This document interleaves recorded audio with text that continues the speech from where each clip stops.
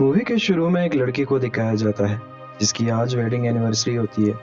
और वो तैयार होकर अपने हस्बैंड से मिलने उसके ऑफिस जाती है, जहां वो देखती है कि उसका हस्बैंड एक लड़की के साथ अपने केबिन में अकेला होता है। वो सोचती है कि शायद उसके हस्बैंड का उस लड़की के साथ कोई चक्कर है, लेकिन वो लड़की बिना कुछ बताए वहां से चली जाती है और वो अपने हस्बैंड से पूछती है कि क्या तुम्हें याद है आज कौन सा दिन है। लेकिन निक कुछ नहीं बोलता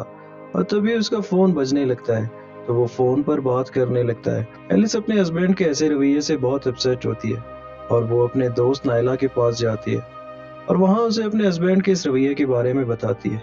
तो नायला उसे बताती है कि वो भी अपनी ख्वाहिशें पूरी करने के लिए एक एक्स्ट्रा अफेयर कर ले ताकि उसका स्ट्रेस लेवल कम हो सके। लेकिन एलिस एक वफादार बीवी होती है और वो अपने हस्बैंड निक को धोखा नहीं देना चाहती, पर नायला उसे बताती है कि तुम्हारे हस्बैंड का उस लड़की के साथ अफेयर है और उसे तुम्हारी कोई परवाह नहीं, वैसे ही तुम भी उसके साथ ऐसे ही करो और इसकी परवाह छोड़ दो। पर एलिस किसी तरह उसकी बात मानने को तैयार नहीं होती। तभी वहाँ नायला का बॉयफ्रेंड आ जाता है और नायला एलिस को जाने को कहती है ताकि वो अपने बॉयफ्रेंड के साथ टाइम बिता सके। लेकिन एलिस घर जाने की बजाय बाहर से वो सब कुछ देखने लगती है और ये सब देखकर वो बहुत हॉट हो जाती है क्योंकि उसका हस्बैंड काफी वक्त से उसके साथ नहीं सोया और वो नायला की बातों पर सोचने लगती है और एक एक्स्ट्रा अफेयर बनाने का फैसला करती है। कुछ दिन बाद वो एक लड़के से मिलती है जिसका नाम फिनिक्स होता है और एलिस इसकी तरफ काफी अट्रैक्ट हो जाती है और फिनिक्स भी उसे देखता रहता है, जिसका मतलब है कि वो भी उसे पसंद करने लगा है। कुछ दिन बाद जब वो दोबारा फिनिक्स से मिलती है तो फिनिक्स इसके साथ फ्लर्टिंग करने लगता है और वो उसे बताता है कि वो कितनी खूबसूरत है।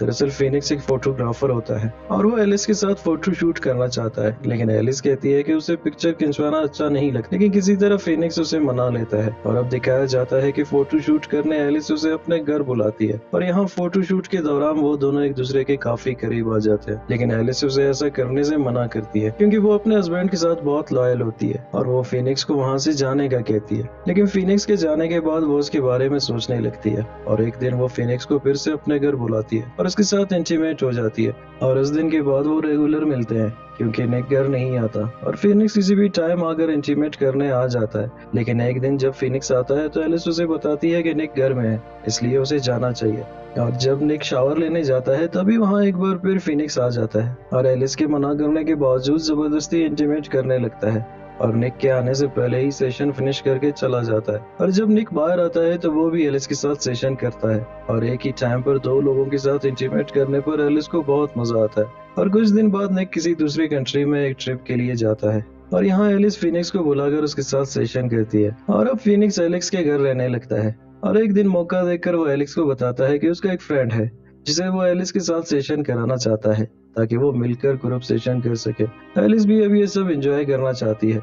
और कुछ दिन बाद फिनिक्स अपने फ्रेंड को लाता है जिसे देखकर एलिस खुशी से चिल्लाने लगती है क्योंकि उसने पहले कभी किसी ब्लैक आदमी के साथ सेशन नहीं किया होता। और इस सेशन के बाद फिनिक्स अपने कई दोस्तों को साथ लाता है और वो सब के सब एलिस के साथ सेशन करने लगते हैं। एक दिन अचानक निक बिना कुछ बताए घर वापस आ जाता है और अपने घर में फिनिक्स का कोट देख लेता है और एलिस से कोट के बारे में पूछने लगता है। तभी वहाँ अचानक फिनिक्स आ जाता है और वो निक को अपना तारुफ करवाते हुए बताता है कि वो एक फोटोग्राफर है और एलिस की कुछ पिक्चर्स दिखाता है, जिससे निक बहुत खुश हो जाता है क्योंकि उसकी वाइफ ने फिर से मॉडलिंग शुरू कर दी है। अब दिखाया जाता है कि कुछ दिन बाद एलिस नायला से मिलती है और उसे अपने सारे सेशन के बारे में बताती है, जिससे नायला बहुत हैरान होती है और वो उसे बताती है कि मैंने सिर्फ एक बॉयफ्रेंड बनाने का बताया था और तुमने इतने बहुत से लोगों के साथ सेक्स किया जिससे तुम्हारे लिए काफी प्रॉब्लम्स पैदा हो सकते हैं। और नायला के चले जाने के कुछ देर बाद एलिस की तबीयत खराब होने लगती है और उसे पता चलता है कि वो प्रेग्नेंट है और अब वो फैसला करती है कि वो ये सब छोड़ देगी और फिनिक्स के पास जाकर उसे ये सब बताती है कि वो प्रेग्नेंट है और उसे पता नहीं कि उसके बच्चे का बाप कौन है क्योंकि वो बहुत से मर्दों के साथ सो चुकी होती है और वो मजीद ये सब नहीं करना चाहती।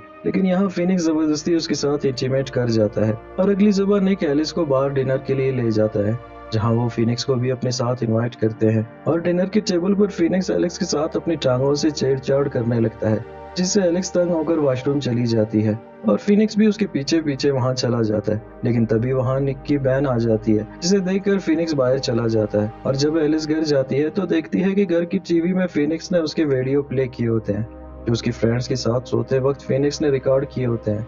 इससे पहले कि वो वीडियोस कोई और देख लेता, एलिस जल्दी से टीवी बंद कर देती है और अब दिखाया जाता है कि फीनिक्स इन वीडियोस के जरिए एलेक्स को ब्लैकमेल करता है और वो उसे मजबूर करता है कि वो उसके साथ रिलेशन में रहे, नहीं तो वो ये सब के सब वीडियो उसके हस्बैंड को सेंड कर देगा। और किसी तरह एलिस को मजबूर करके वो अपने साथ ले जाने को तैयार करता है और अगले दिन जब एलिस उसके पास जाती है तो देखती है कि वहाँ उसके 4 और दोस्त मौजूद होते हैं। क्योंकि उसके पास कोई दूसरा रास्ता नहीं होता, वो इन चारों के साथ सेशन कर लेती है और तभी उसकी नजर फिनिक्स पर पड़ती है जो अभी उसकी रिकॉर्डिंग कर रहा होता है। एलिस समझ जाती है कि ये सब कभी खत्म नहीं होगा, इसलिए वो घर आकर निक को ये सब बता देती है, जिससे निक को बहुत गुस्सा आता है और वो एलिस को घर से बाहर निकाल देता है। और पूरा दिन बाहर गुजारने के बाद एलिस एक बार फिर अपने हस्बैंड को मनाने के लिए घर जाती है, जहाँ वो देखती है कि नैला और निक वहाँ कुर्सियों से बंधे होते हैं और फिनिक्स वहाँ खड़ा होता है। और फिनिक्स एलिस को बताता है कि निक और लैला का भी अफेयर होता है और निक ने तुम्हें इसलिए घर से बाहर निकाला ताकि निक लैला के साथ रह सके। एलिस को इन सब पर यकीन नहीं होता क्योंकि वो निक पर बहुत भरोसा करती है। और अब दिखाया जाता है कि फिनिक्स निक पर हमला करता है और किसी तरह एलिस नायला को कोड़ लेती है और उसे बाहर जाने को कहती है और नायला बाहर जाकर पुलिस को कॉल करने लगती है। तभी वहाँ फिनिक्स आ जाता है और एक हथौड़ी से नायला के सर पे वार करता है, जिससे नायला वहीं गिरकर मर जाती है और दूसरी तरफ एलिस पहुंच जाती है और उसी हथौड़ी से फिनिक्स को मार देती है। और अब दिखाया जाता है कि 6 महीने गुजर चुके हैं, निक और एलिस एक बार फिर नई जिंदगी जी रहे हैं। लेकिन यहाँ एलिस एक बार फिर किसी को मैसेज कर रही होती है